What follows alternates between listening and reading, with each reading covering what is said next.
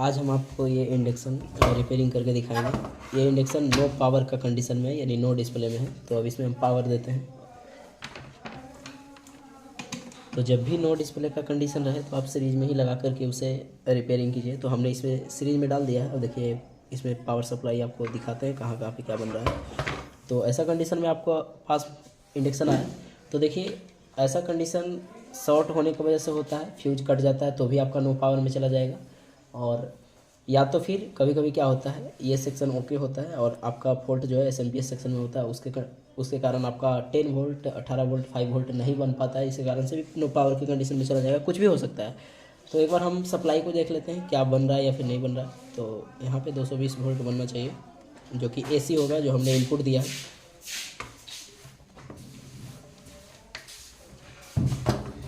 ये दोनों पॉइंट है। तो जैसा कि आप देख पा रहे हैं ये बन रहा है। उसके बाद ये एसी फ्यूज के ज़रिए एक यहाँ पे लगा है, तो फ्यूज ओके होगा तो यहाँ पे एसी आउट करेगा। और ये डायोड पे आता है, तो डायोड पे भी आ रहा है, तो फ्यूज ओके है। अब देखिए यहाँ तक ओके है, तो आपका इधर का सेक्शन जो है वो ओके है। अब जो भी फॉल्ट है वो एसएमपीएस सेक्शन में है। तो एसएमपीएस सेक्शन में क्या होता है, जब तक 5 वोल्ट नहीं बनेगा तब तक यहाँ पे डिस्प्ले जो है शो नहीं करेगा। तो उसको हम चेक करने के लिए अब यहाँ से स्टेप बाय स्टेप सप्लाई को चेक करेंगे। तो इधर का सेक्शन हमें नहीं छेड़ना है, जो भी हमें छेड़ना है अब यहाँ से एसएमपीएस सेक्शन छेड़ना है। तो इससे पहले आपको एक डायग्राम बनाकर दिखाते हैं कि एसएमपीएस सेक्शन में किस तरीके से सप्लाई बनता है। तो अभी फ़िलहाल इसे साइड में रखते हैं। अब देखिए यहाँ पे, तो देखिए यहाँ से ये 220 वोल्ट आया है, थोड़ा सा दिक्कत हो रहा है हमें। और फ्यूज लग करके, ये फ्यूज लगने के बाद यहाँ से आउट किया। पहली बार जो वीडियो देख रहे हैं उनके लिए है। और एक बार और हमने इसका फुल डायग्राम बनाया था किस तरीके से ये काम करता है, तो वो वीडियो आप देखेंगे तो आपका पूरा सेक्शन के बारे में समझ में आ जाएगा। उसका लिंक मैं डिस्क्रिप्शन में दे दूँगा। तो देखिए एसएमपीएस सेक्शन में कैसे सप्लाई जाता है। तो यहाँ से एक लूप ले लिया गया है और ऐसे डायोड लिया है, और ये सप्लाई आगे डायोड में चला जाता है। और यही सप्लाई से एक और लूप लेकर के यहाँ से डायोड लगाया गया है, और डायोड जो रहेगा प्लस से माइनस की तरफ लगाया हुआ रहेगा, और इसको इस तरीके से जोड़ दिया गया है। अब यहाँ से फिर से क्या किया है, एक और डायोड लगाया गया है प्लस से माइनस की तरफ, और यहाँ से आउट किया गया है। ठीक है, अब यहाँ से एक रेजिस्टेंस लगाया 22 ओम 2 वाट में, और ये प्लस बन गया, और ये चला जाएगा फिल्टर कैपेसिटर के पास। ठीक है, अब देखिए यहाँ से क्या होता है, दोनों पॉइंट से एसी लेता है और यहाँ पे प्लस बनाता है। प्लस को एक बार और डायोड लगा करके प्लस बनाया गया, तो यहाँ पे जो बनेगा वो प्लस बनेगा, और माइनस जो है वो ब्रिज डायोड, यानी कि ये डायोड जो है इससे ले लिया जाएगा। ठीक है, तो ये माइनस आ गया है, ग्राउंड। अब यहाँ पे जो बताएगा वो 300 या 350 वोल्ट डीसी बताएगा। ठीक है, फिल्टर कैपेसिटर पे जो है आपको दिखाने का प्रयास करता हूँ। तो वो फिल्टर कैपेसिटर यहाँ पे है, अब वो रेजिस्टेंस यहाँ पे है, और 3 थो डायोड जो आपको हमने बताया था, तो एक ये है और एक ये है और एक ये है। ठीक है, 3 थो डायोड जो हमने यहाँ पे बताया था। तो चलिए इसको हम एक बार देख लेते हैं कैसे आया है। अब यहाँ पे हम 300 वोल्ट डीसी चेक करेंगे ये फिल्टर कैपेसिटर पे, और देखेंगे ये आ रहा है कि नहीं आ रहा है। अगर जो नहीं आता है यहाँ पे 300 वोल्ट डीसी, तब हम ये सेक्शन को छेड़ेंगे। ये सेक्शन को आप स्टेप बाय स्टेप सप्लाई को चेक करोगे तो आपको फॉल्ट पकड़ाना ही पकड़ाना है। सीरीज में डालने के बाद अब हम इसे पहले एसी पे चेक कर लेते हैं, आपको दिखा देते हैं एसी इसमें आ रहा है। तो यहाँ देखिए फ्यूज के बाद से भी आ रहा है। उसके बाद अब जो हम यहाँ पे फिल्टर कैपेसिटर पे चेक करेंगे, 300 वोल्ट डीसी चेक करेंगे, तो इसको हम 600 वोल्ट पे सेट किए हैं। अब यहाँ पे 300 वोल्ट या फिर 350 या 250 भी बन सकता है, वो सीरीज पे डिपेंड करता है। तो यहाँ पे कोई भी वोल्टेज नहीं बन रहा है। अब नहीं बन रहा है तो यहाँ से एक बात तो तय हो गया कि अब हमें इधर का फॉल्ट नहीं चेक कर लेना है। जो भी है प्रॉब्लम, ये 300 वोल्ट डीसी जहाँ से आ रहा है, जो सेक्शन से, जैसे कि हमने यहाँ पे बताया, ये इसका जो 300 वोल्ट डीसी है वो ये 3 यानी 4 पार्ट्स लग करके आ रहा है। यही 4 में कोई फॉल्ट होगा। तो अब हम इसको सप्लाई को डिस्कनेक्ट करते हैं और मल्टीमीटर को कंटिन्यूटी मोड पे सेट करते हैं। अब देखते रहिए। देखिए ये प्रिंट जो है न्यूट्रल का वो यहाँ पे आया है, और फेज को जो है फ्यूज के जरिए यहाँ पे लाया गया है। तो ये प्रिंट जल गया है, तो कोई मैकेनिक इसको रिपेयरिंग किया है, प्रिंट को बनाया है। तो एक डायोड यहाँ से लगा होगा, तो डायोड को एक बार चेक कर लेते हैं। तो डायोड को चेक करने का यही तरीका है, जब आप माइनस को माइनस प्रो पे सटाओगे, प्लस को प्लस, तो 450 वोल्ट 450 का वैल्यू दिखाएगा। और जब आप पलट के चेक करोगे तो कोई वैल्यू शो नहीं करेगा। ठीक है, एक डायोड सही है। दूसरा जो डायोड लगा है वो फेज से लगा है। तो देखिए इसका न्यूट्रल ये हुआ, फेज ये हुआ, तो फेज से एक बार हम चेक कर लेते हैं। तो उसी तरीके से चेक करेंगे। तो यहाँ भी वैल्यू आपको वही दिखा रहा है, ये उल्टा चेक करने के बाद नहीं बताना चाहिए, तो सही है।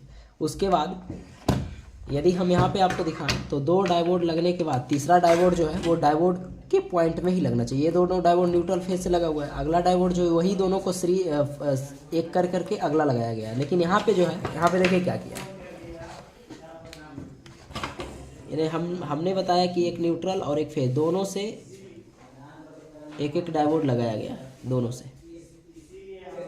ठीक है, और ये दोनों पॉइंट को एक किया गया। उसके बाद इसी से एक डायोड और लगाया गया। लेकिन यहाँ पे कोई मैकेनिक ये किया है कि एक डायोड बाद में लगाया, पहले यहाँ पे रेजिस्टेंस यूज किया कर दिया है 22 ओम का, उसके बाद डायोड लगाया है।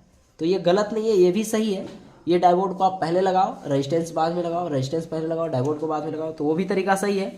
तो इसीलिए मैंने आपको ये बना करके दिखाया है। हालांकि ये करेक्ट है, कंपनी आपको ये करके देता है, लेकिन कोई मैकेनिक रिपेयरिंग किया है जिसके जरिए ये काम कर दिया गया। डायोड को निकाल करके पलट दिया गया, डायोड की जगह रजिस्टर कर दिया, रजिस्टर की जगह डायोड कर दिया, उससे कोई दिक्कत नहीं है। तो अब हम क्या करेंगे,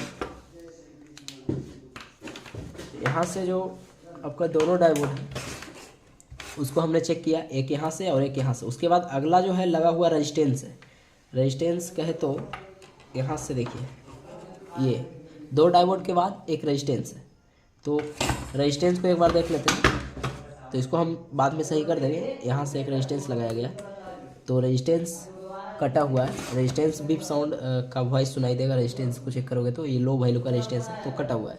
तो रेजिस्टेंस कटता है तो आप जान लीजिए रेजिस्टेंस जो है ये फ्यूज की तरह काम करता है। जब इधर कोई शॉर्टिंग होगा तभी ये रेजिस्टेंस जो है कटेगा, अन्यथा ये कटने वाला नहीं है। तो ये रेजिस्टेंस आपको कटा हुआ मिले, फटा हुआ भी है, ऐसे भी फिजिकल रूप से ये फटा हुआ है। तो ये रेजिस्टेंस यानी कटा हुआ मिले, फटा हुआ मिले, तो आपको ये समझ जाना है कि अंदर कोई शॉर्ट हुआ होगा। तो शॉर्ट कहाँ होगा, ये 300 वोल्ट जो बन रहा है उसी का सेक्शन में शॉर्ट होगा। तो देखिए रेजिस्टेंस के बाद एक डायोड लगाया गया, ये तीसरा नंबर वाला डायोड। तो इसको एक बार हम चेक कर लेते हैं। तो ये बीप साउंड सुनाई दे रहा है, एक बार पलट करके चेक कर लेते हैं क्या कंडीशन है। तो बीप साउंड है, और ये डायोड मैं आपको दिखाता हूँ। तो ये डायोड यहाँ पे लगाया गया है, तो इसको निकालेंगे। उसके बाद देखते हैं निकाल करके प्रिंट शॉर्ट है या फिर डायोड शॉर्ट है। डायोड और रजिस्टर दोनों को हमने निकाल दिया। निकाल के देखिए अब क्या कंडीशन है, एक बार प्रिंट को एक बार चेक कर लेते हैं। प्रिंट तो शॉर्ट नहीं होना चाहिए, नहीं है। डायोड का क्या कंडीशन है, यहाँ पे 4007 नंबर का डायोड लगा होता है 4। तो डायोड और रजिस्टर को मैंने लगाया यहाँ पे, और अभी सोल्डिंग करेंगे। जैसे था वैसे ही लगाया। इसका डायग्राम भी इसी तरीके का है। पता नहीं हमने जितना इंडक्शन रिपेयरिंग किया है डायग्राम ऐसा देखा है, बट इसका ऐसा है। तो उससे कोई दिक्कत नहीं है, दोनों सेम ही काम करता है।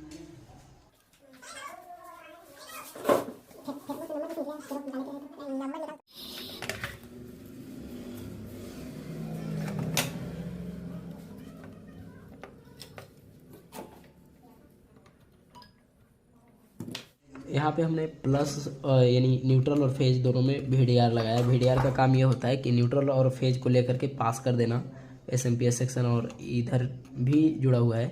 तो इसमें ये होता है कि यदि ज़्यादा वोल्टेज आए तो ये ब्लास्ट होकर के शॉर्ट कर जाएगा। शॉर्ट करने की वजह से ये फ्यूज को काट देगा और आपका सारा पार्ट्स जो है सुरक्षित रह जाएगा।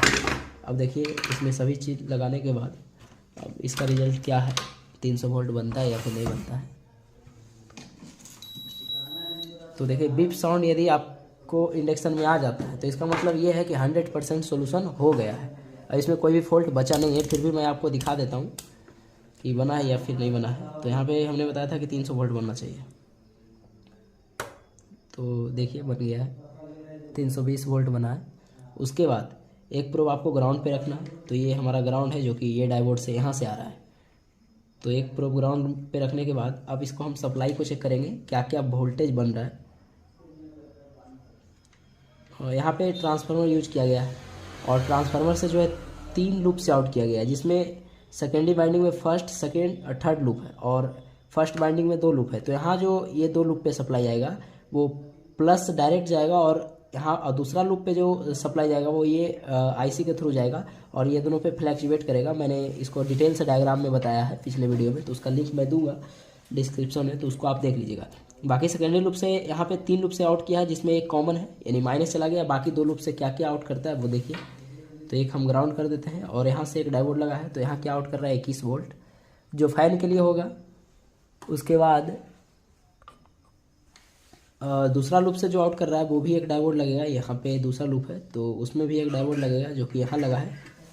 तो यहाँ पे 10 वोल्ट आउट कर रहा है। देखिए प्रिंट आपको यहाँ पे गया है और यहाँ से डायोड लग करके ये डीसी बना है, तो ये 10 वोल्ट गया है।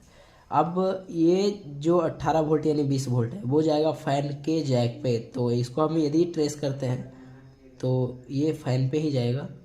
आगे ये सप्लाई यहाँ से ऐसे किया है, तो चलिए हटाइए, इसको हम बाद में ट्रेस कर देंगे। फिलहाल 10 वोल्ट को ट्रेस करते हैं। तो ये रहा इसका 10 वोल्ट, और 10 वोल्ट एक ट्रांजिस्टर में जाएगा 78L5। तो ये 10 वोल्ट ये ट्रांजिस्टर में गया है, और ट्रांजिस्टर का काम ये होता है कि 5 वोल्ट में रेगुलेट कर देना। ये 78L05 रहेगा, तो ये 5 वोल्ट में रेगुलेट किया, और यही 5 वोल्ट आपका आईसी का ये नंबर पिन पे गया हुआ है, जिससे आईसी ऑपरेट हो जाएगा, यानी कि आईसी ये वर्क करने के लिए रेडी हो जाएगा। तो ये आईसी वर्क कर रहा है। अब देखिए फैन पे सप्लाई कैसे गया, तो एक बार हम डिस्कनेक्ट करते हैं सप्लाई को, आपको पलट करके दिखाते हैं कि फ़ैन कहाँ पे लगाया गया है। तो फैन का सप्लाई जो यहाँ पे बन रहा था वो उसको हम दिखाते हैं। तो इसको 600 वोल्ट डीसी पे सेट किया है। अब एक प्रोब आपको ग्राउंड पे रखना होगा। अब देखिए फ़ैन पे ये 18 वोल्ट जो है यानी कि 21 वोल्ट वो कहाँ गया है, तो आप यहाँ पे देखोगे तो यहाँ पे आया है प्लस का सप्लाई, ये फ़ैन वाले, और माइनस का सप्लाई ये ट्रांजिस्टर पे गया हुआ है, ये ट्रांजिस्टर पे। अब ये ट्रांजिस्टर पे फैन का माइनस गया हुआ है, और यहाँ पे जो लास्ट वाला पॉइंट है इस पे ग्राउंड आया हुआ है। अब ये क्या होगा, ये दोनों ग्राउंड जैसे ही ये स्विचिंग होगा तो फैन पे सप्लाई प्लस का ऑलरेडी आया हुआ है, और माइनस का सप्लाई यहाँ पे आके ड्रॉप हो गया है। अब यहाँ से ये फ्लैक्चुएट करेगा तो ये दोनों स्विच की तरह काम करेगा। तो जैसे ही बेस पे सिग्नल आएगा ये ट्रांजिस्टर के, तो कलेक्टर और एमीटर को शॉर्ट करेगा, जिससे ये फैन को रनिंग करने लगेगा। तो ये कंडीशन है, और इसका बेस पे जो सिग्नल देगा वो ये माइक्रो कंट्रोलर आईसी देगा। तो हम इसका डिस्प्ले लगा करके दिखाते हैं क्या कंडीशन है।